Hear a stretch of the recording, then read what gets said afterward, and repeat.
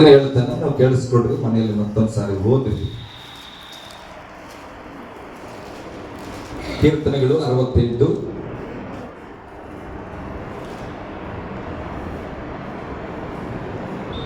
11ನೇ ವಚನ ಓದ್ಬೋದ? ಕರ್ತನು ನುಡಿದನು, ಶುಭವಾರ್ತೆಯನ್ನು ಪ್ರಸಿದ್ಧಿಪಡಿಸುವ ಸ್ತ್ರೀ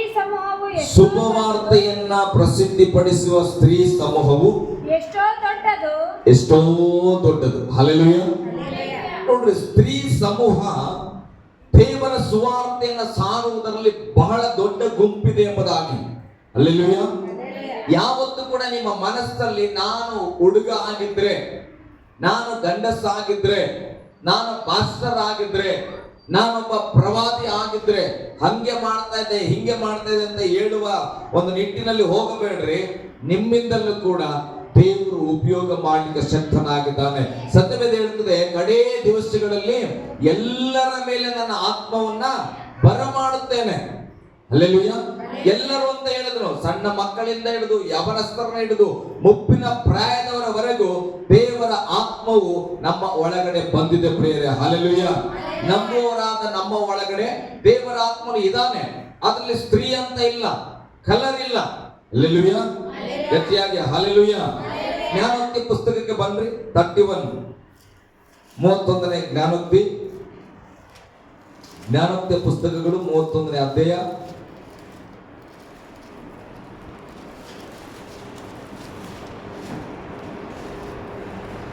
ಕೆಲವು ಮನಸ್ಸಿಗೆ ಹತ್ತಬಹುದು, ಬಟ್ ಬೇಜಾರು ಮಾಡ್ಕೋಬೇಡ್ರಿ. ಹಲ್ಲೆಲೂಯಾ. ಓಕೆ.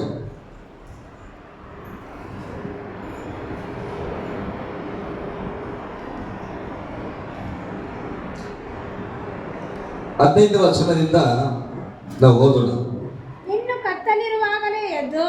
ಇನ್ನು ಕತ್ತಲಿರುವಾಗಲೇ ಎದ್ದು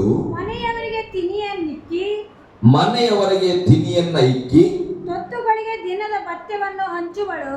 ಹಲ್ಲೆಲೂಯಾ. ಸ್ತ್ರೀ, ಒಬ್ಬ ಸ್ತ್ರೀ ಬೆಳಗಾಯ್ತು, ಇನ್ನ ಬೆಳಕು ಬರಲಿಲ್ಲ. ನನ್ನ ಕಡೆ ಗಮನಿಸಬೇಕು. ಕೆಲವು ಸಾರಿ ಚಿಂತೆ ಮಾಡೋ ಸ್ತ್ರೀಯರೇನಂದ್ರೆ, ಏನಪ್ಪ ಎಲ್ಲ ಮಲ್ಕೊಂಡಿರ್ತಾರ, ನಮಗೆ ಒಂದು ದಿನ ಕೂಡ ಮಲ್ಕೊಳ್ಳಕ್ಕೆ ಟೈಮ್ ಸಿಗಂಗಿಲ್ಲ. ಯಾರು ಏನ್ ಮಾಡಿದ್ರು ಕೂಡ ನಾವು ಮಾತ್ರ ಮುಂಜಾನೆ ಏಳಲೇಬೇಕು, ನಾನ್ ಮಾತ್ರ ಕಸ ಹೊಡಗಲೇಬೇಕು, ನೀರ್ ಹಾಕ್ಲೇಬೇಕು, ಅಡಿಗೆ ಮಾಡ್ಲೇಬೇಕು. ಇದು ಯಾಕೆ ದೇವ್ರೆ? ಹಲ್ಲೆಲೂಯಾ. ಸತ್ಯವೇದ ಹೇಳುತ್ತದೆ, ದೇವರು ಸ್ತ್ರೀಯನ್ನ ಪುರುಷನ ಸಹಕಾರಿಯಾಗಿ ಮಾಡಿದ್ರು. ಅಂದ ತಕ್ಷಣ ಸ್ತ್ರೀ ಜೀತ ಮಾಡ್ಬೇಕಂತ ನಾನು ಹೇಳ್ತಿಲ್ಲ. ಸಹಕಾರಿ ಅಂದ್ರೆ ಏನು?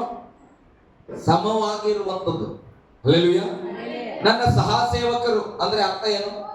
ನನ್ನ ಜೊತೆಯಲ್ಲಿ ನನಗಾಗಿ ನಾನು ಮಾಡಿದ ಹಾಗೆ ಅವರು ಸೇವೆ ಮಾಡ್ತಾರೆ, ಅವರನ್ನ ಸಹ ಸೇವಕರು ಅಂತ ಕರಿತೇವೆ. ಹಾಗೆ ನೀನು ಕೂಡ ಯಜಮಾನನ ಸಹಕಾರಿ ಅಂದ್ರೆ ಅವನು ಒಂದು ರೀತಿಯಲ್ಲಿ ಕೆಲಸ ಮಾಡಿದ್ರೆ ನೀನು ಒಂದು ರೀತಿಯಲ್ಲಿ ಕೆಲಸ ಮಾಡಬೇಕು. ಆದ್ರೆ ಬೈಬಲ್ ಹೇಳ್ತದೆ, ಇನ್ನೂ ಕತ್ತಲಿರುವಾಗಲೇ ಎದ್ದು ಮನೆಯವರಿಗೆ ತಿನಿಯನ್ನ ಅಂದ್ರೆ ಊಟವನ್ನ ಇಕ್ಕಿ, ತೊತ್ತುಗಳಿಗೆ ಅಂದ್ರೆ ಅವರ ಕೆಲಸಕ್ಕೆ ಹೋಗುವಂತ ಸಂಗತಿಗಳಿರಬಹುದು, ಮಕ್ಕಳ ಶಾಲೆಗೆ ಹೋಗುವಂತದ್ದಾಗಿರಬಹುದು, ಅದಕ್ಕೆ ಏನ್ ಮಾಡ್ತಾಳೆ ಆಕೆ? ಎಲ್ಲವನ್ನ ಸಿದ್ಧ ಮಾಡಿ, ಟಿಫನ್ ಕಟ್ಟೋದ್ರಿಂದ ಹಿಡಿದು ಎಲ್ಲವನ್ನ ಆಕೆ ಏನ್ ಮಾಡ್ತಾಳೆ? ಸಿದ್ಧವನ್ನ ಮಾಡುವವಳಾಗಿದ್ದಾಳೆ. ಹಲ್ಲೆಲೂಯಾ. ಗಟ್ಟಿಯಾಗಿ ಹಲ್ಲೆಲೂಯಾ. ಇದು ದೇವರು ಕೊಟ್ಟಂತ ಸ್ತ್ರೀಯ ಸ್ವಭಾವ, ಸ್ತ್ರೀಯರಿಗೆ ಕೊಟ್ಟಂತ ಒಂದು ಬಲ. ಯಾವಾಗ ನಾನು ಯೋಚನೆ ಮಾಡ್ತೇನೆ, ನಾನು ಕೂಡ ಬಟ್ಟೆ ಒಗಿತಾ ಇದ್ದೆ ನಮ್ಮ ಅಮ್ಮನ ಜೊತೆ ಇದ್ದಾಗ, ಇವಾಗ ಸ್ವಲ್ಪ ಕಡಿಮೆ, ದೇವರು 8 ದಿನ ಕೊಟ್ಟನಲ್ಲ. ಹಲ್ಲೆಲೂಯಾ. ಅದಕ್ಕೆ ಅವಾಗ ಯಾವಾಗಾದ್ರೂ ಈ ಹಬ್ಬ ಬಂದಾಗ ನೀವೆಲ್ಲ ಬೆಡ್ಶೀಟ್ ಬ್ಲಾಂಕೆಟ್ ಕೌದಿಗಳನ್ನ ಒಗಿತಿರಲ್ಲ, ಅವಾಗ ನಮ್ಮ ಸಾಧ್ಯಮ ಒಗಿತಾ ಇರ್ತಾಳ. ಸ್ವಲ್ಪ ಹೆಲ್ಪ್ ಮಾಡೋಣ ಅಂತ ಹೇಳಿ ಹೋದ್ರೆ 1-2 ಕೌದಿಯನ್ನ ಎತ್ತಿ ಒಣಗಾಕ್ಬಿಟ್ರೆ ನೆಕ್ಸ್ಟ್ 3ನೇದು ಎತ್ತಲಿಕ್ಕೆ ಕೈಗಳು ಬಹಳ ನೋವಾಗ್ತದೆ ನನಗೆ. ನಾನು ಯೋಚನೆ ಮಾಡ್ತೇನೆ, ದೇವ್ರೆ, ನಾನು ಪುರುಷ 50 kg ಊಟವನ್ನ ಹೊತ್ಕೊಂಡು ಹೋಗ್ತೇನೆ, ನಾನು ಅಭ್ಯಾಸ ಇದೆ. ಆದ್ರೆ ಈ ಒಂದು ಕೌದಿ ಎತ್ತಲಿಕ್ಕೆ ಯಾಕಪ್ಪ ಇಷ್ಟು ಕಷ್ಟ ಆಗ್ತದಂತ. ಅದೇ ನೋಡಿದ್ರೆ ಸ್ವಾತಂತ್ರ್ಯ ಏನ್ ಮಾಡ್ತಾರ, ಒಂದು 12-14 ಕೌದಿ ಇರ್ತದ ನಮ್ಮ ಕಂಪಣದಲ್ಲಿ, ಎಲ್ಲವನ್ನ ಒಬ್ಬಾಕಿನ ಹೋಗಿದ್ದಾಳ. ಹಾಗಾದ್ರೆ ದೇವರೇ ಎಲ್ಲಿಂದ ಆಕೆಗೆ ಬಲ ಕೊಟ್ಟಿದ್ವಿ ಸ್ವಾಮಿ? ಹಲ್ಲೆಲೂಯಾ. ದೇವರು ಸ್ತ್ರೀಯರಿಗೆ ಕೂಡ ಅವರ ಕೆಲಸಕ್ಕೆ ಬೇಕಾದಂತ ಒಂದು ಬಲವನ್ನ ದೇವರು ಕೊಟ್ಟಿದ್ದಾನೆ ಪ್ರಿಯರೇ. ಹಲ್ಲೆಲೂಯಾ. ಯಾವಾಗಲೂ ನಮ್ಮನ್ನು ನಾವು ಬಲಹೀನರಾಗಿ ಯೋಚಿಸಬಾರ್ದು. ನಾನು ಬೆಳಗ್ಗೆ ಹೇಳ್ತಾ ಇದ್ದೆ ಸ್ವಾತಂತ್ರ್ಯಕ್ಕೆ, ಮನಸ್ಸು ಮಾಡಿದ್ರೆ ಮನುಷ್ಯನಿಗೆ ಅಸಾಧ್ಯವಾದದ್ದು ಒಂದಿಲ್ಲ. ಪ್ರಾಕ್ಟೀಸ್ ಮಾಡಿದ್ರೆ ಸಣ್ಣದು ದೊಡ್ಡದು ಪ್ರಾಕ್ಟೀಸ್ ಮಾಡಿದ್ರೆ ಏನಾಗ್ತದೆ, ಅದು ಒಂದು ದಿನ ಕ್ರಮವಾಗಿ ಬದಲಾಗ್ತದೆ. ಇಲ್ಲಿ ಹೇಳಿದ ಸ್ತ್ರೀ ಒತ್ತು ಮೂಡುವುದಕ್ಕಿಂತ ಮುಂಚೆ ಹೇಳ್ಬೇಕಂತ. ಹಲ್ಲೆಲೂಯ. ಯಾರ್ಯಾಗಿರುತ್ತಾರೆ ಬೆಳಗಿನಾಗ ಸ್ತ್ರೀಯರು ಪುರುಷರು ಕೂಡ ಹೇಳ್ಬೇಕು. ಸ್ತ್ರೀಯರು ವಿಶೇಷವಾಗಿ ಕುಟುಂಬದಲ್ಲಿ ಮುಂಚಾನೆ ಏಳುವ ಅಭ್ಯಾಸ ಇಟ್ಕೊಳ್ಬೇಕು ಪ್ರಿಯರೇ. ಹಲ್ಲೆಲೂಯ. ಕೂಡ ಇನ್ನ 6 ಗಂಟೆ ಇದೆ 7 ಗಂಟೆ ಇದೆ ಬಿಡು, ಏನ್ ಕೆಲಸ ಇಲ್ಲ ಬಿಡು, ಹಂಗಲ್ಲ ಪ್ರಿಯರೇ. ಕತ್ತಲು ಇನ್ನು ಹೋಗೇ ಇಲ್ಲ ಅನ್ನೋ ಕುಟುಂಬದಲ್ಲಿ ಆ ಸ್ತ್ರೀ ಬೆಳಕಾಗಿ ಹೇಳಬೇಕಾಗಿದೆ. ಹಲ್ಲೆಲೂಯ.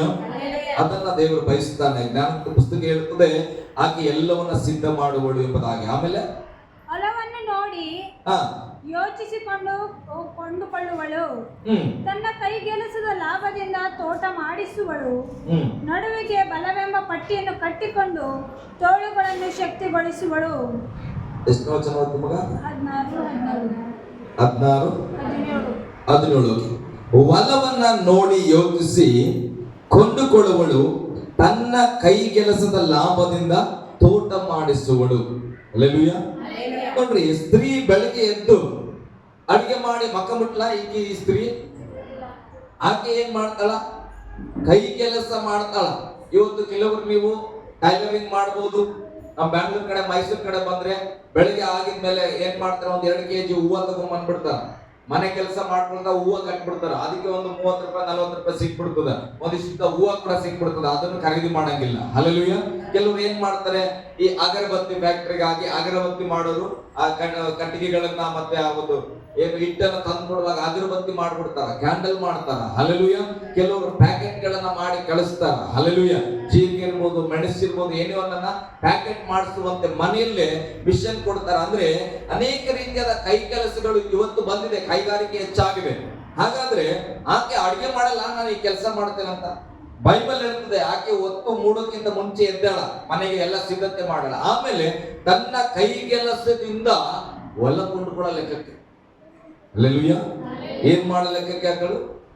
ಹೊಲವನ್ನ ಕೊಂಡುಕೊಂಡು ತೋಟ ಮಾಡೋ ಲೆಕ್ಕಕ್ಕೆ ಬೆಳೆದಲ್ಲ. ಅಂದ್ರೆ ಯೋಚನೆ ಮಾಡಿ, ಆಕೆ ಮನಸ್ಸು ಯಾವಾಗಲೂ ಏನಿರ್ಬೇಕು ಅಂತ, ನನ್ನ ಕುಟುಂಬನ ನಾನು ಬೆಳೆಸ್ಬೇಕು, ನನ್ನ ಕುಟುಂಬನ ಒಂದು ಉನ್ನತ ಕುಟುಂಬವಾಗಿ ಮಾಡಬೇಕು.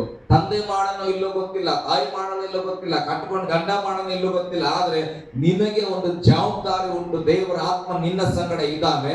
ನೀನು ಬೆಳಗ್ಗೆ ಎದ್ದಾಗಿನಿಂದ ನಿನ್ನ ಕುಟುಂಬಕ್ಕಾಗಿ ನೀನು ಶ್ರಮಿಸುವಾಗ ದೇವರ ಅಧಿಕವಾದದನ್ನು ಕೊಡುವವನಾಗಿದ್ದಾನೆ. ಹಲ್ಲೆಲೂಯ.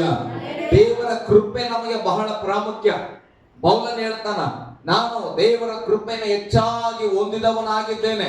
ಹಾಗಂತೇಳಿ ಹೆಚ್ಚಾಗಿ ದೇವರ ಕೃಪೆ ಇತ್ತಂತೇಳಿ ಪೌಲನು ಒಂದು ಕಡೆ ಕೂತ್ಕೊಂಡನ ಇಲ್ಲ. ಪೌಲನ್ ಏನ್ ಮಾಡಿದ್ರು?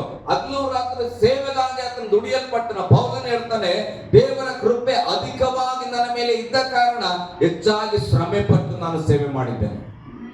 ಹಲ್ಲೆಲೂಯ. ದೇವರ ಕೃಪೆ ಹೆಚ್ಚಾಗಿದೆ. ನಾನು ಕೂಡ ಪ್ರಯಾಸ ಪಟ್ಟು ನನ್ನ ಓಟವನ್ನ ನಾನು ಏನ್ ಮಾಡಿದ್ದೇನೆ? ಮುಗಿಸಿದ್ದೇನೆ. ಹಲ್ಲೆಲೂಯ. ಗಟ್ಟಿಯಾಗಿ ಹಲ್ಲೆಲೂಯ. ದೇವರ ಕೃಪೆ ಇದೆ ಅಂತ ಹೇಳಿ ಮನೇಲೆ ಕೂತ್ಕೊಪ್ಪ ನಿನ್ಗೆಲ್ಲ ನಾನು ಕೊಡ್ತೇನೆ ಅಂತ ದೇವರು ಹೇಳಿಲ್ಲ. ನನ್ನ ಕೃಪೆ ನಿನಗಿದೆ, ನೀನು ಕಷ್ಟಪಟ್ಟು ಕೆಲಸ ಮಾಡು, ಇಷ್ಟಪಟ್ಟು ಕೆಲಸ ಮಾಡು, ನಿನಗೆ ನಾನು ಏನ್ ಮಾಡ್ತೇನೆ ಎಲ್ಲವನ್ನ ಒದಗಿಸುತ್ತೇನೆ. ಹಲ್ಲೆಲೂಯ. ಗಟ್ಟಿಯಾಗಿ ಹಲ್ಲೆಲೂಯ. ಓಕೆ, 10ನೇ ವಚನ ಓದಿ ಸ್ವಲ್ಪ ಹಿಂದ್ಗಡೆ ಬಂದು. ಗುಣವತಿಯಾದ ಸತಿ ಎಲ್ಲಿ ಸಿಕ್ಕಾಳು? ಆಕೆಯು ಹವಳಕ್ಕಿಂತಲೂ ಬಹು ಅಮೂಲ್ಯಳು. ಹಲ್ಲೆಲೂಯ. ನೋಡ್ರಿ, ಗುಣವತಿಯಾದ ಸತಿ, ಒಬ್ಬ ಪುರುಷನಿಗೆ ಒಳ್ಳೆ ಹೆಂಡತಿ ಎಲ್ಲಿ ಸಿಗ್ತಾಳ? ಬೈಬಲ್ ಹೇಳ್ತದೆ, ಆಕೆಯು ಅವಳಕ್ಕಿಂತಲೂ ಬಹು ಅಮೂಲ್ಯಳು. ಹಲ್ಲೆಲೂಯ. ಹಾಗಾದ್ರೆ ಒಳ್ಳೆ ಹೆಂಡತಿ ಎಲ್ಲಿ ಸಿಗ್ತಾಳ? ಇವತ್ತು ಅದೇ ಎಲ್ಲ ಹುಡುಗರದು ಮದುವೆ ಮಾಡ್ಕೊಳ್ಳುವಂತ ಸಂದರ್ಭ ಬಂದಾಗ ಟೆನ್ಷನ್ ಏನಂದ್ರೆ, ಹೆಂಗಿರೋಳು ಸಿಗ್ತಾಳಪ್ಪ, ಯಾವ ಗುಣ ಇದೆಯೋ, ಯಾವ ಸ್ವಭಾವ ಇದೆಯೋ, ನನ್ನ ಕುಟುಂಬನ ನಡೆಸ್ತಾಳ, ಏನ್ ಅಣ್ತಮ್ಮದನ್ನ ಬೇರೆ ಮಾಡ್ತಾಳ, ಏನ್ ನನ್ನನ್ನೇ ಬಿಟ್ಟು ಹೋಗ್ತಾಳ, 1000 ಚಿಂತೆಗಳಿರ್ತವೆ. ಹಲ್ಲೆಲೂಯ. ಹಾಗಾದ್ರೆ ಗುಣವತಿಯಾದ ಸತಿ ಪತಿ ಎಲ್ಲಿ ಸಿಕ್ಕುವವರಾಗಿದ್ದಾರೆ? ಒಂದು ಒಳ್ಳೆ ಗಂಡ ಆಗಿರ್ಬೋದು, ಒಳ್ಳೆ ಹೆಂಡತಿ ಆಗ್ಬೋದು, ಎಲ್ಲಿ ಸಿಗ್ತಾರ?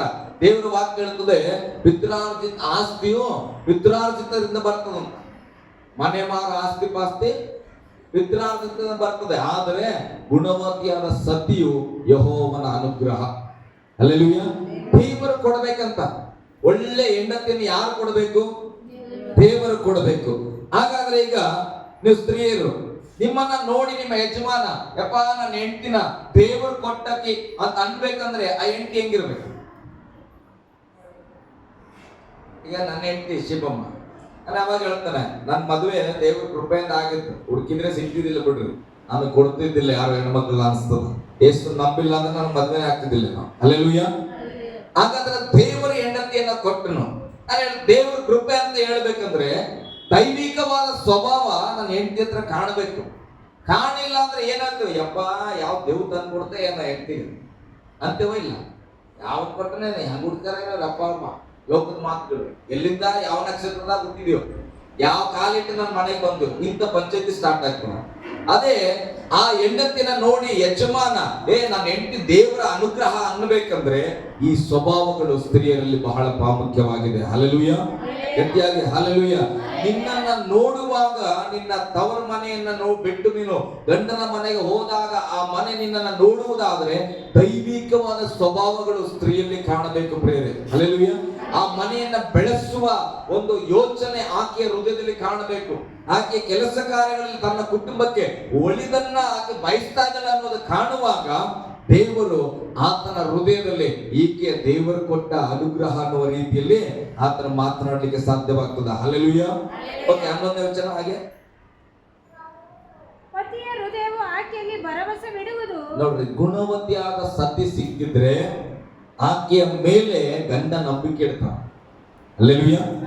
ಪತಿಯ ಹೃದಯವು ಆಕೆಯಲ್ಲಿ ಭರವಸೆ ಇಡುವುದು, ಅವನು ಕೊಳ್ಳೆಯಾಗಿ ಸಂಪಾದಿಸುವನು, ಆಕೆಯ ಜೀವಮಾನದಲ್ಲೆಲ್ಲ ಅವನಿಗೆ ಅಹಿತವನ್ನು ಮಾಡದೆ ಹಿತವನ್ನೇ ಮಾಡುತ್ತಿರುವಳು. ನೋಡ್ರಿ, ನಿಜವಾಗಿ ದೇವರ ಅನುಗ್ರಹವುಳ್ಳ ಸ್ತ್ರೀ ಆಗಿದ್ರೆ ಸುಸನ್ನ ವೆಸ್ಲಿ ಏನ್ ಮಾಡಿದ್ರು, ಗಂಡನ ಮನೆಗೆ ಹೋದ್ರು, ಗಂಡನ ಮನೆಗೆ ಹೋದ್ಮೇಲೆ ಪ್ರಾರ್ಥನೆ ಮಾಡಿದ್ರು, ಪ್ರಾರ್ಥನೆ ಮಾಡಿ ತನ್ನ ಗಂಡನಿಗಾಗಿ, ಅವ್ರ ಸೇವೆಗಾಗಿ, ತನ್ನ ಮಕ್ಕಳಿಗಾಗಿ, ಅವರ ಜೀವಿತಕ್ಕಾಗಿ, ಎಲ್ಲದಕ್ಕಾಗಿ ಪ್ರಾರ್ಥನೆ ಮಾಡಿದ್ರು. ನಂತರ ಜೊತೆಲಾಕಿ ಹೇಳ್ತಲ್ಲ, ಎಲ್ಲ ನಶಿಸುವ ಜನರಿಗಾಗಿ ನಾನು ಒಳ್ಳೇದ್ ಮಾಡ್ಬೇಕು, ಅದಕ್ಕೆ ನನ್ನ ಸಮಯವನ್ನ ಪ್ರಾರ್ಥನೆಯಲ್ಲಿ ಕಳೀತೇನೆ. ಹಲ್ಲೆಲೂಯಾ.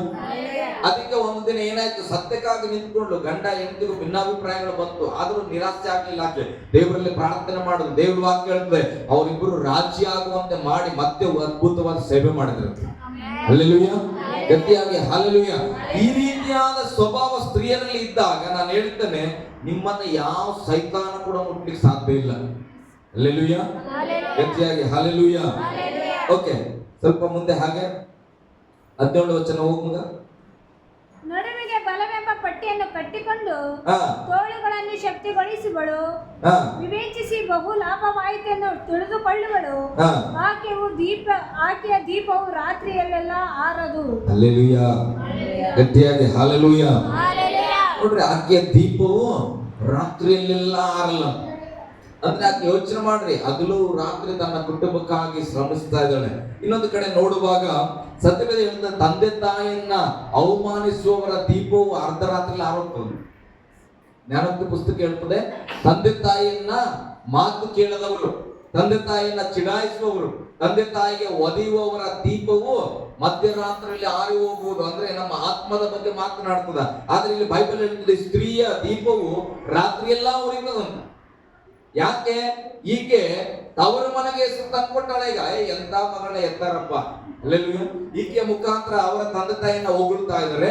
ಕುಟುಂಬದಲ್ಲಿಯೂ ಕೂಡ ಆ ಗಂಡನ ಮನೆಯೂ ಕೂಡ ಬೆಳೀತಾ ಇದೆ. ಅದಕ್ಕೆ ಈಗ ಆಕೆಯ ದೀಪವು ಮಧ್ಯರಾತ್ರಿಯಲ್ಲೂ ಕೂಡ ಬೆಳಗುವಂತದ್ದಾಗಿದೆ. ಹಲ್ಲೆಲೂಯಾ. ಗಟ್ಟಿಯಾಗಿ ಹಲ್ಲೆಲೂಯಾ. ಓಕೆ, ಮುಂದೆ ಸ್ವಲ್ಪ ರಾಟೆಯ ಮೇಲೆ ಕೈ ಹಾಕಿ ಕದರನ್ನು ಹಿಡಿಯುವಳು, ಬಡವರಿಗಾಗಿ ಕೈ ಬಿಚ್ಚಿ ದಿಕ್ಕಿಲ್ಲದವರಿಗೆ ಕೈ ನೀಡುವಳು. ಹಲ್ಲೆಲೂಯಾ. ರಾಟೆಯ ಮೇಲೆ ಕೈ ಹಾಕಿ ಕದರನ್ನು ಹಿಡಿಯುವಳು ಅಂದ್ರೆ ಆಗಿನ ದಿನಗಳಲ್ಲಿ ಏನಾಗ್ತಿತ್ತು, ನೀರ್ ಹಿಂಗೆಲ್ಲ ನೀವು ವಾಶ್ರೂಮ್ ಹೋದ್ರೆ ವಾಶ್ರೂಮ್ ಅಲ್ಲಿ ನೀರ್ ಬರ್ತದೆ. ಹಲ್ಲೆಲೂಯಾ. ಅಡಿಗೆ ಮನೆಯಲ್ಲಿ ಈ ಕಡೆ ರೊಟ್ಟಿ ಮಾಡದೆ ಈ ಕಡೆ ಏನ್ ಮಾಡ್ಬೋದು, ಕೈ ತೊಳ್ಕೋಬಹುದು. ಹಲ್ಲೆಲೂಯಾ. ಇನ್ನ ಒಂದೊಂದು ಮನೆಗಳಿಗೆ ಹೋದಾಗ ಎಲ್ಲ ರೆಡಿಮೇಡ್ ಆಗ್ಬಿಟ್ಟಬೇಕು, ರೊಟ್ಟಿ ಕೂಡ ಬಡಿಯಂಗಿಲ್ಲ. ಹಲ್ಲೆಲೂಯಾ. ಬಟ್ಟೆ ಹಿಂಗ್ ಬಿಸಾಕಿದ್ರೆ ಅದೇ ಒದ್ದು ಆ ಕಡೆ ಒಣಗಿಕತ್ತಾವ. ಹಲ್ಲೆಲೂಯಾ. ಆದ್ರೆ ಹಳೇ ದಿನದಲ್ಲಿ ನಮ್ಮ ಅಮ್ಮ ಅವ್ರ ಕಾಲದಾಗೆಲ್ಲ ನಮ್ಮ ಮನೆ ಹಿಂದೆ ನಮ್ಗೆ ನಿದ್ರೆ ಆಗ್ತಿದ್ದಿಲ್ಲ. ಕಾರಣ ಏನಂದ್ರೆ ಬೆಳಿಗ್ಗೆ 3 ಗಂಟೆ ಆದ್ರೆ ಸಾಕು, ಕೊಯ್ ಕೊಯ್ ಕೊಯ್ ಕೊಯ್ ಅನ್ನೋ ಸೌಂಡ್ ಬರೋದು. ನಮ್ಗೆ ಗುಡಿಸಿ ಮನೆ, ನಿದ್ದೆ ಹಾಳಾಗ್ಬಿಡೋದು. ಯಾಕೆ ಅಂದ್ರೆ ಎಲ್ಲ ಊರಾಗಿರೋ ಹೆಣ್ಮಕ್ಳೆಲ್ಲ ನಮ್ಮ ಮನೆಯಿಂದ ಬರೋರು. ಯಾಕಂದ್ರೆ ನಮ್ಮ ಮನೆಯಿಂದ ಒಂದು ಬಾವಿ ಇದೆ, ಅದ್ರಲ್ಲಿ ಎಲ್ಲರ ನೀರನ್ನ ಸೇರ್ಕೊಂಡು ಹೋಗ್ಬೇಕು. ಆ ಹಗ್ಗನ ಬಿಟ್ಟು ಎಳೆಯದ್ರಾಗ ಸೌಂಡ್ದಾಗ ನಮ್ಗೆ ಅದೇ ಅಲಾರಾಮ್ ಇದ್ದಂಗೆ. ಹಲ್ಲೆಲೂಯಾ. ಅದಕ್ಕೆ ಸ್ತ್ರೀ ಬೈಬಲ್ ಹೇಳ್ತಾ ಆಕೆ ರಟ್ಟೆಗಳು ಅಂದ್ರೆ ತೋಳುಗಳು ಬಲವುಳ್ಳದಾಗಿರುತ್ತೆ. ಯಾಕೆ? ಬೆಳಗ್ಗೆ ಎದ್ದಾಗ ಎಕ್ಸರ್ಸೈಸ್ ಮಾಡ್ತಾರೆ. ಜಿಮ್ ಅಲ್ಲಿ ಹೋದ್ರೆ ದೊಡ್ಡ ಹಗ್ಗವನ್ನ ಕೊಡ್ತಾರೆ. ದೊಡ್ಡ ಹಗ್ಗನ ಏನ್ ಮಾಡೋ ಹುಡುಗಿ ಮಾಡ್ತಾ ಇರ್ಬೇಕು. ಹಲ್ಲೆಲೂಯಾ. ಹಳೆ ಕಾಲದಾಗ ನಮ್ಮಮ್ಮ ಬಂದಾಗ ನೋಡ್ರಿ, ನಮ್ಮಮ್ಮ ಬಹಳ ಬಲವುಳ್ಳದ್ದು. ಇವತ್ತು ಕೂಡ ದೊಡ್ಡ ಕಟ್ಟಿಗೆ ಹೊರವನ್ನ ಬ್ಯಾಡಮ್ಮ ತರಬೇಡ ಅಂದ್ರೂ ತಗೊಂಡ್ಬರ್ತದ ನಮ್ಮಮ್ಮ. ಬ್ಯಾಡ, ಅದು ಬೇಡ, ಗ್ಯಾಸ್ ಆಗಿ ನೀರ್ ಕಾಯಿಸ್ಕೋ, ನಾವು ಹೀಟರ್ ತಂದು ಕೊಟ್ಟಿವಿ. ಆದ್ರೂ ಕೂಡ ನಮ್ಮಮ್ಮ ಏನ್ ಮಾಡ್ತದೆ, ಬಿಸಿಲಾಗ ಹೋಗಿ ಅಷ್ಟು ಕಟ್ಟಿಗೆಗಳನ್ನ ಒತ್ಕೊಂಡು ಬರ್ದಿಲ್ಲ ಅಮ್ಮನ ಸಮಾಧಾನ ಇಲ್ಲ. ಹಲ್ಲೆಲೂಯಾ. ನಮ್ಮಮ್ಮಂಗೆ 2 ಕಾಲು ಮುರಿದವ, ಕಾಲುಗಳು ಮುರಿದು ನಡಿಲಿಕ್ಕೆ ಕಷ್ಟ. ಆದ್ರೆ ನಮ್ಮಮ್ಮ ಕೂಡಂಗಿಲ್ಲ, ಅದರಲ್ಲಿ ಹೋಗಿ ಕಟ್ಟಿಗೆ ತರ್ತಾರ. ಎಲ್ಲಿಂದ ಬಂತಪ್ಪ ಇಂತ ಬಲ ಅಂದ್ರೆ, ನಮ್ಮಮ್ಮ ಅಕ್ಲ ಇಲ್ಲಿಗೆ ಹೋಗಳ, ಹೊಲದ ಕೆಲಸ ಮಾಡಾಳ, ಬಾವಿಯಲ್ಲಿ ನೀರನ್ನ ತೆಗೆದಾಳ, ರೇತಿಯನ್ನ ಹೊತ್ಕೊಂಡು ಬಂದು ಮನೆ ಕಟ್ಟಾಳ. ಹಲ್ಲೆಲೂಯಾ. ಸಿಮೆಂಟ್ ಅನ್ನ ಕಲಿಸ್ಕೊಟ್ಟಾಳ, ಹೋಗಿ ಕೆಸರಾದ ಹೊಲಗಳಲ್ಲಿ ಕೆಲಸ ಮಾಡಿದಾಳ. ಇವತ್ತು ಆಕೆಗೆ ಏನ್ ಮಾಡಕ್ಕೆ ಕೂತ್ಕೊಂಡು ತಿನ್ಲಕ್ ಮನಸ್ಸಿಲ್ಲ. ಏನೇ ಮಾಡಿದ್ರೆ ಆಕೆಗೆ ಏನ್ ಅನ್ಸ್ತದೆ, ಏನಪ್ಪ ಇದು ಮಿಷನ್ ಬೇಡ, ಇದು ಕಾಯಿಸೋದು ಬೇಡ, ನೀರು ನಾನೇನ್ ಮಾಡ್ತಾರೆ, ಕಟ್ಟಿಗೆ ಹಚ್ಚಿ ಆರಾಮಾಗಿ ಕಾಯಿಸ್ತೇನೆ. ಹಲ್ಲೆಲೂಯಾ. ಗಟ್ಟಿಯಾಗಿ ಹಲ್ಲೆಲೂಯಾ. ನಾವು ಅಬ್ಸರ್ವ್ ಮಾಡ್ತೇವೆ, ಅಮ್ಮ ನೀನ್ ಇಲ್ಲಿ ಬಂದಾಗ ಬಲವಂತವಾಗಿ ಮಲಸ್ತೇವೆ. ಇಲ್ಲಿ ನಮ್ಮಮ್ಮ ಅಲ್ಲಿ ಏನ್ ಕೆಲಸ ಇರಲ್ಲ ಮಕ್ಕಳಲ್ಲಿ. ಆದ್ರೆ ನಮ್ಮಮ್ಮ 4 ಗಂಟೆಗೆ ಎದ್ದು ಹೊರಗೋದು ಊರ್ ಕಸ ಎಲ್ಲ ಗುಡಿಸಂದ್ರೆ ಗುಡಿಸ್ತಾಳಮ್ಮ. ಹಲ್ಲೆಲೂಯಾ. ಬೇಜಾರು ಮಾಡ್ಕೊಳಲ್ಲ. ಯಾಕೆ? ಅದವರ ಸ್ವಭಾವವಾಗಿ ಮಾರ್ಪಾಡಾಗಿದೆ. ಅದೇ ಇವತ್ತು ನಮ್ಮ ಮಕ್ಕಳಿಗೆ ಹೇಳೋದಾದ್ರೆ ಏನು, ಬೆಳಿಗ್ಗೆ ಎದ್ದು ಸುಮ್ಮನೆ ಪೈಪಲ್ಲಿ ನೀರು ಹಾಕ್ಲಿಕ್ಕೆ ಕಷ್ಟ. ನಮ್ಮ ಮನೆಗೆ ಈಗ ಹಾಕ್ತಾಳ, ಸ್ವಾತಂತ್ರ್ಯ ಇಲ್ಲ ಅಂತಿಲ್ಲ. ಅಂದ್ರೆ ಅದು ಏನೋ ಹೋಗಿ ಹಾಕಿ ಬಂದ್ರೆ, ನಾನೇ ಬೆಳಿಗ್ಗೆ ಹೋಗಿ ನೀರೆಲ್ಲ ಹಾಕಿ ರಂಗೋಲಿ ಹಾಕಿ ಬಂದಿನಿ ಅಂತ. ಹಲ್ಲೆಲೂಯಾ. ಅಂದ್ರೆ ಇವ್ರ ಮನಸ್ಸಲ್ಲಿ ಏನೋ ಅದೊಂದು ಕೆಲಸ, ನಾನು ಬೆಳಿಗ್ಗೆ ಏನೋ ಕೆಲಸ ಮಾಡಿನ, ಅದು ಅಳುವರಿಗೆ ಏನಿಲ್ಲ, ಲೆಕ್ಕನೇ ಇಲ್ಲ. ಅದೇನೋ ಕಸ ಹುಡುಗಿ ರಂಗೋಲಿ ಹಾಕೋದು ಒಂದು ಕೆಲಸನ ಅಂತಾರ. ಹಲ್ಲೆಲೂಯಾ. ಗಟ್ಟಿಯಾಗಿ ಹಲ್ಲೆಲೂಯಾ. ಮೆಚ್ಚುಗೆ ಬೇಕು ಪ್ರೇರೆ. ದೇವರು ಸ್ತ್ರೀಯರನ್ನ ಮೆಚ್ಚಿಕೊಳ್ಬೇಕು, ಕುಟುಂಬ ಮೆಚ್ಚಿಕೊಳ್ಬೇಕು, ಯಜಮಾನ ಮೆಚ್ಚಿಕೊಳ್ಬೇಕು. ನಿನ್ನ ಮಕ್ಕಳು ಈಕೆ ನನ್ನ ತಾಯಿ ಅಂತ ಹೇಳಬೇಕು. ನಾನು ಹೇಳ್ತೇನೆ, ಕೆಲವರು ಮಕ್ಕಳಿಗೆ ಈಕೆ ನಮ್ಮ ಅಮ್ಮ ಅಂತ ಹೇಳಕ್ ಬೇಸರ. ಇವತ್ತು ಲೋಕದಲ್ಲಿ ನೋಡುವಾಗ ಬೇಜಾರು ಮಾಡ್ಕೋಬೇಡ್ರಿ. ಹೊರಗಿನ ಜೀವಿತಗಳಲ್ಲಿ ನಾನು ಕಾಣ್ತಾ ಇದ್ದೇನೆ, ಅನೇಕ ಕಡೆ ಹೋಗ್ತಾನೆ, ಯವನಸ್ಥರು ನನಗೆ ಪರಿಚಯ ಇದ್ದಾರೆ. ನಿಮ್ ತಾಯಿನ ಚೆನ್ನಾಗಿ ನೋಡ್ಕೋಬೇಕಂದ್ರೆ ಏನ್ ನೋಡ್ಕೋಬೇಕ್ರಿ, ನಮ್ಗೆ ಏನ್ ಮಾಡ್ಯಾರ ಅವರು? ಹಲ್ಲೆಲೂಯಾ. ಎತ್ತರ ಬಿಟ್ಟಾರ. ಈ ಪದ ಬೀದರ್ ಕಡೆ ಭಾಷೆ ಇದು. ಏನ್ ಮಾಡ್ಯಾರ? ಎತ್ತಾರ, ನಮ್ಮನ್ನ ಬಿಟ್ಟಾರಷ್ಟೇ. ಮತ್ತೇನ್ ಮಾಡ್ಯಾರ? ನಮ್ಗೆ ಏನ್ ಮಾಡಿಲ್ಲ, ಏನ್ ಕಲ್ಸಿಲ್ಲ, ಬದುಕನ್ನ ಹೇಳ್ಕೊಡ್ಲಿಲ್ಲ, ಎಜುಕೇಶನ್ ಕೊಡ್ಲಿಲ್ಲ, ಜೀವನದ ಏನ್ ಕಲಿಸ್ಲಿಲ್ಲ. ಅವರು ಹಂಗೆ ಕುಡಿದ್ರು, ಜಗಳ ಆಡಿದ್ರು, ಎಲ್ಲ ಮಾಡಿದ್ರೆ ಹಂಗೆ ಬದುಕಿದ್ರು. ಇವತ್ತು ನಮ್ ಜೀವನ ಕೂಡ ಹಾಗೆ ಬಂದಿದೆ. ಹಲ್ಲೆಲೂಯಾ. ಒಳ್ಳೆ ತಂದೆ ತಾಯಿ ನಮಗೂ ಸಿಕ್ಕಿದ್ರೆ ನಾವು ಕೂಡ ಒಳ್ಳೆಯವರಾಗಿ ಇರ್ತಾ ಇದ್ವಿ ಎಂಬುದಾಗಿ ಅನೇಕ ಯವನಸ್ಥರು ಹೇಳ್ತಾರ. ನಾನು ಹೇಳ್ತೇನೆ, ನಮ್ಮ ಮಕ್ಕಳು ಮುಂದಿನ ದಿನಗಳಲ್ಲಿ ಆ ಪದವನ್ನ ಹೇಳಬಾರದು ಪ್ರೇರೆ. ಹಲ್ಲೆಲೂಯಾ. ನನ್ಗೆ ಒಳ್ಳೆ ತಾಯಿ ಸಿಕ್ಕಿದ್ರು, ನನ್ಗೆ ಒಳ್ಳೆ ತಂದೆ ಸಿಕ್ಕಿದ್ರು, ಅದಕ್ಕೆ ನಾನು ಒಂದು ಉತ್ತಮವಾದ ಸ್ಥಾನದಲ್ಲಿ ಇದ್ದೇನೆ ಅಂತ ಹೇಳುವ ಹಾಗೆ ನಾವುಗಳು ಬದಲಾಗಬೇಕಾಗಿದೆ. ಹಲ್ಲೆಲೂಯಾ. ಗಟ್ಟಿಯಾಗಿ ಹಲ್ಲೆಲೂಯಾ. ಓಕೆ, ಮುಂದೆ 20ನೇ ವಚನ. ಬಡವರಿಗಾಗಿ ಕೈ ಬಿಚ್ಚಿ ದಿಕ್ಕಿಲ್ಲದವರಿಗೆ ಕೈ ನೀಡುವಳು. ಹಲ್ಲೆಲೂಯಾ. ಬಡವರಿಗೆ ಸಹಾಯ ಮಾಡುವಂತ ಮನಸ್ಸಿರ್ಬೇಕು. ನೀವು ನೋಡ್ರಿ, ಎಷ್ಟೋ ಕಡೆ ನಾನ್ ನೋಡಿನಿ, ಮನೆ ಮುಂದೆ ಯಾರಾದ್ರೂ ಅಮ್ಮ ಅಂತ ಬಂದ್ರೆ ಪುರುಷರು ಬೇಗ ಹೋಗಲ್ಲ. ಯಾಕೆ ಹೋಗಲ್ಲ? ಅವ್ರ ಅಪ್ಪ ಅಂತ ಕರೆಯಲ್ಲ. ನಮ್ಗೆ ಯಾಕೆ? ನಾವು ಸುಮ್ಮನೆ ಕೊಡ್ತೇವೆ. ಹಲ್ಲೆಲೂಯಾ. ಅಮ್ಮ ಅಂತ ಕರೆದಿಯಾ, ಅಮ್ಮನೇ ಓಡ್ಬೇಕು. ಅದೇ ಅಮ್ಮ ಏನಾದ್ರೆ ಮುಂದಕ್ಕೆ ಹೋಗಂಗ ಇದ್ರೆ ಮುಗಿತು. ಹಲ್ಲೆಲೂಯಾ. ಕೆಲವು ಅಮ್ಮ ಅಂದ್ರೆ ಹಂಗೆ ಇರ್ತಾವ, ಬಂದ್ಬಿಡ್ತಾವ, ಮನೆಗೆ ಕೆಲಸ ಇಲ್ಲ, ಮುಂದಕ್ಕೆ ಹೋಗಪ್ಪ, ಯಾರಿಲ್ಲ ಮನೆಗೆ ಅಂತ. ಹಲ್ಲೆಲೂಯಾ. ಏನಂತಾರ ಅವರು? ಯಾರಿಲ್ಲ ಅಂತ. ಆಕೆ ಜಾಗದಲ್ಲಿ ನಾನೇನಾದ್ರು ಇದ್ರೆ, ಹೊರಗೆ ಭಿಕ್ಷೆಗೆ ಬಂದಿರ್ತಾರಲ್ಲ, ಆ ಜಾಗದಲ್ಲಿ ನಾನಿದ್ರೆ, ದೇವ್ರೇ ಯೇಸು ಸ್ವಾಮಿ ಈ ಮನೆಗೆ ಅವ್ರು ಹೇಳ್ದಂಗೆ ಆಗ್ಲಪ್ಪ ಅಂತ. ಅರ್ಥ ಆಗಿದೆ? ಈ ಮನೆಗ ಯಾರಿಲ್ಲ ಮುಂದಕ್ಕೆ ಹೋಗಂತಾರಲ್ಲ, ದೇವ್ರೇ ಯೇಸು ಸ್ವಾಮಿ ಆಮೇನ್ ಅಂತ. ಅವ್ರ ಮನೇಲಿ ಏನಾಗ್ತದಾಗ್ರೆ ಹಂಗೆ ಹೇಳಬಾರ್ದು. ಅಕ್ಕಿನೇ ಆಳ ಆದ್ರೂ ಏನ್ ಹೇಳ್ತ, ಯಾರಿಲ್ಲ ಮನೆಗೆ ಹೋಗಿ ನೀ ಇದ್ದೀಯಲ್ಲಪ್ಪ, ಏನಾರು ತಂದು ಕೊಡು ಅಂತ. ಹಲ್ಲೆಲೂಯಾ. ಗಟ್ಟಿಯಾಗಿ ಹಲ್ಲೆಲೂಯಾ. ಒಬ್ಬ ತಾಯಿಯ ಮನಸ್ಸು ಹೇಗಿರ್ಬೇಕಂದ್ರೆ, ಬಡವರಿಗೆ ಸಹಾಯ ಮಾಡೋ ಮನಸ್ಸು ಇರ್ಬೇಕು, ಕೊಡುವ ಕೈ ಯಾವಾಗ್ಲೂ ಸಿದ್ಧವಾಗಿರ್ಬೇಕು. ಒಬ್ಬ ಸ್ತ್ರೀಯ ಬಗ್ಗೆ ನಾನು ಹೇಳಿ ಮುಗಿಸ್ತೇನೆ, ಅವ್ರ ಹೆಸರು ನೆನ್ಪೋಗ್ಬಿಟ್ಟಿದೆ. ಒಬ್ಬ ತಾಯಿ ಇದ್ದಲಂತ, ತಾಯಿಗೆ ಬಹಳ ಏಜ್ ಆಗ್ತದೆ. ಏಜ್ ಆಗಿದ್ಮೇಲೆ ಆಕೆ ಏನ್ ಮಾಡ್ತಾ ಇರ್ತಾಳ, ಮನೇಲಿ ಎಲ್ಲ ಕೆಲಸ ಮಾಡೋವಳು, ರಿಟೈರ್ಡ್ ಆಗಿರ್ತದೆ, ಎಲ್ಲ ಇರ್ತದೆ. ಆದ್ರೆ ಮನೇಲಿ ಕೂತ್ಕೊಂಡಿರ್ತಾಳ. ಕೂತ್ಕೊಂಡಂತ ಅಜ್ಜಿಗೆ ಏನ್ ಮಾಡ್ತಾ ಇರ್ತಾರ, ಊಟ ಕೊಡ್ತಾರ, ತಿನ್ಬೇಕು, ಉಣ್ಬೇಕು, ಕುಡಿಬೇಕು, ಕೂತ್ಕೊಳ್ಬೇಕು. ಇವಾಗ ಅಮ್ಮ ಯೋಚನೆ ಮಾಡ್ತಾಳೆ, ಆಕೆಗೆ ಬಡವ್ರು ಬಂದಾಗ ಸಹಾಯ ಮಾಡೋ ಮನಸ್ಸು, ಯಾವಾಗ ಸಹಾಯ ಮಾಡೋ ಮನಸ್ಸು. ಈಗ ಆಕೆ ಏನ್ ಮಾಡೋದು, ಕೈಯಲ್ಲಿ ದುಡಿಮೆ ಇಲ್ಲ, ಏನಿಲ್ಲ, ಹೊರಗೆ ಹೋಗಲ್ಲ, ಬರಲ್ಲ, ಮನೆಗೆ ಮಾತ್ರ ಇರ್ತಾಳೆ. ಈಗೂ ಸಹಾಯ ಮಾಡಬೇಕು. ಆಕೆ ಯೋಚನೆ ಮಾಡ್ತಾಳ, ಯಾವಾಗ್ಲೂ ಊಟ ಮಾಡುವಾಗ ಆಕೆಗೆ ಊಟಕ್ಕೆ ಹಾಕೊಟ್ಟಾಗ್ಲೇ ಇನ್ನೊಂದು ಪ್ಲೇಟ್ ಅಂತ ತೆಗೆದುಕೊಂಡು ಸ್ವಲ್ಪ ಊಟವನ್ನು ಆವಾಗ್ಲೇ ತೆಗಿತಾ ಇರ್ತಾಳ. ಅದಕ್ಕೆ ಅವ್ರ ಮನೆಯವ್ರು ಹೇಳ್ತಾರೆ, ಅಲ್ಲಮ್ಮ ಯಾಕೆ ಅಂತ ಮಾಡ್ತೀಯಾ ಅಂದ್ರೆ ಆಕೆ ಹೇಳ್ತಾಳ, ನಾನು ಯಾರಾದ್ರೂ ಬಡವರು ಬಂದಾಗ ನಾನು ಅವ್ರಿಗೆ ಊಟ ಕೊಡ್ಬೇಕು. ಆಕೆ ಸೊಸೆ ಹೇಳ್ತಾಳ, ಅಲ್ಲಪ್ಪ ನಾನು ಕೊಡ್ತೇನ್ರಿ ಅತ್ತೆ, ಮನೆಗಲ್ಲ ಅದಾವ ಬಹಳಷ್ಟು ರೇಷನ್ ನಾನು ಕೊಡ್ತೇನೆ, ನೀವು ಹೊಟ್ಟೆ ತುಂಬ ಊಟ ಮಾಡ್ರಿ ಅಂತ. ಆದ್ರೆ ಆ ಅಜ್ಜಿ ಹೇಳ್ತದಂತ, ನೀನು ಅಲ್ಲಿಂದ ಕೊಡೋದು ಅದು ನಿನ್ನ ಅನ್ನ, ಅದು ನನ್ನ ತಟ್ಟೆಗೆ ಬಂದಿರೋದು ನನ್ನ ಅನ್ನ, ನಾನು ನನ್ನ ಸಂಪಾದನೆಯಲ್ಲಿ ನಾನು ದಾನ ಮಾಡ್ಬೇಕಂತ. ಹಲ್ಲೆಲೂಯಾ. ಅದಕ್ಕೆ ನನಗೆ ಪಾಲ್ ಬಂದಿದೆಯಲ್ಲ ಅದರಲ್ಲೇ 0.5% ನಾನು ದಾನ ಮಾಡ್ತೇನೆ, ಇನ್ನು ಅರ್ಧ ತಿಂತೇನೆ, ದೇವರಿಗೆ ಸ್ತೋತ್ರ ಅಂತ. ಹಲ್ಲೆಲೂಯಾ. ಗಟ್ಟಿಯಾಗಿ ಹಲ್ಲೆಲೂಯಾ. ಇವತ್ತು ಹೇಗಿದೆ ದಾನ ಮಾಡುವಾಗ ಸ್ತ್ರೀಯರು ಬೇಜಾರು ಮಾಡ್ಕೊಳ್ಳಲ್ಲ ಅಂತ ಹೇಳ್ರಿ. ಇವತ್ತು ಚರ್ಚೆ ನಡೆದಿದ್ದ ತಾಯಿ ₹100 ಕಾಣಿಕೆ ಹಾಕ್ಲಕ್ಕ ಯಾರು ಕೇಳ್ತೀರಿ? ಅಂತ ಹೇಳ್ತಾನೆ, ಮನೆಗೆ ನಿನ್ಗೆ ಹೋಗಂದ ₹100 ಕಾಣಿಕೆ ಹಾಕಿಲ್ಲ ಅಂದ್ರೆ ಅರ್ಸುಬಾರ್ದು ಸೇರ್ಸಂಗಿಲ್ಲ, ಹೋಗ್ಬೇಡ ಮನೆಗಿರ. ಹಲ್ಲೆಲೂಯಾ. ₹100 ಸಾರ್, ₹100 ಕೇಳಿದ್ರೆ ಕಾಣಿಕೆ ಕೊಡಲಿ, ಎಂತ ಗಂಡ ಅಂದ್ರಿ ಅಂತ ಹೇಳ್ತಾನ. ಚರ್ಚಿ ದೇವ್ರು ಕೂಡ ₹100 ನನಗೆ ಕೇಳ್ತಾಳ, ಎಂತ ಹೆಂಡತಿ ಕೊಟ್ಟಪ್ಪ ಅಂತ ಆತನ ಪ್ರಾರ್ಥನೆ. ಹಲ್ಲೆಲೂಯಾ. ಸ್ವಚ್ಛ ಮಾಡ್ರಿ ಮನಸ್ಸಲ್ಲಿ. ನಿಮ್ ಕೈಯಲ್ಲಿ ಯಾವುದೋ ಬರ್ತದ, ಏನಕ್ಕೂ ಕೊಟ್ಟರು ಸ್ವಲ್ಪ ಉಳಿತಾಯ ಅಭ್ಯಾಸ ಮಾಡ್ರಿ. ಏನೋ ಮಾಡ್ಲಿಕ್ಕೆ ಏನೋ ಒಂದು ವ್ಯರ್ಥವಾಗ ಎಣ್ಣೆ ತರ್ತೀರಿ, 100 ml